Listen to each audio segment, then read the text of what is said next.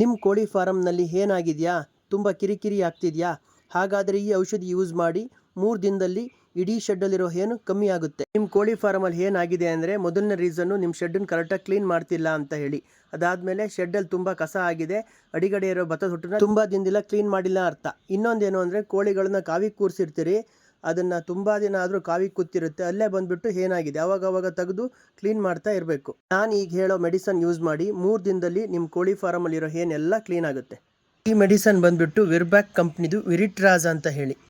ಇದು 6 ml ಚಿಕ್ಕದು vial ಇದು. ಇದನ್ನು ಬಂದುಬಿಟ್ಟು 1 ಲೀಟ್ರಿಗೆ ಹಾಕಿ ಕೋಳಿಗಳ ಮೈ ಮೇಲೆ ಸ್ಪ್ರೇ ಮಾಡ್ಬೋದು. ಇಲ್ಲ ಅಂದರೆ ನೀವು ಮೇಲ್ಗಡೆ ಒಂದು ವಿಡಿಯೋ ತೋರಿಸ್ತಾ ಇದ್ದೀನಿ ನೋಡಿ, ಈ ಥರ ಬಂದುಬಿಟ್ಟು ಕೋಳಿಗೆ 1 ಲೀಟ್ರ್ ನೀರಿಗೆ ಹಾಕಿ ಕೋಳಿನ ಒಂದು ಸತಿ ನೀರಲ್ಲಿ ಅದ್ದಿ ಅದರ ರೆಕ್ಕೆ ಭಾಗ ಎಲ್ಲ ತಾಗೋ ಥರ ಮಾಡ್ಬೋದು. ಕೆಲವರು ಕಾವಿಗೆ ಕೂರಿಸಿರ್ತೀರಲ್ಲ, ನೀವು ಈ ಸಿಸ್ಟಮ್ ಮಾಡ್ಬೋದು. ಇನ್ನೂ ಕೆಲವ್ರು ಏನು ಮಾಡ್ಬೋದು ಅಂತ ಹೇಳಿದ್ರೆ, ನೋಡಿ ಈ ಥರ ಸ್ಪ್ರೇ ಮಾಡ್ತಾ ಇದ್ದಾರೆ, ಶೆಡ್ಡಿಗೂ ಸ್ಪ್ರೇ ಮಾಡ್ಬೋದು, ಕೋಳಿಯ ಮೇಲ್ಭಾಗವನ್ನು ಈ ಥರ ಸ್ಪ್ರೇ ಮಾಡೋದು. 3 ದಿನದಲ್ಲಿ ನಿಮಗೆ ರಿಸಲ್ಟ್ ಗೊತ್ತಾಗುತ್ತೆ, ಎಷ್ಟು ಟಿಕ್ಸ್ಗಳು ಸತ್ತೋಗಿರುತ್ತೆ. ಈ ಔಷಧಿನ ಒಂದು ಬ್ಯಾಚಿಗೆ ಯೂಸ್ ಮಾಡಿ, ನೆಕ್ಸ್ಟ್ ನಿಮ್ಗೆ ರಿಸಲ್ಟು ಪ್ಲಸ್ ಗ್ರೋತು ಗೊತ್ತಾಗುತ್ತೆ.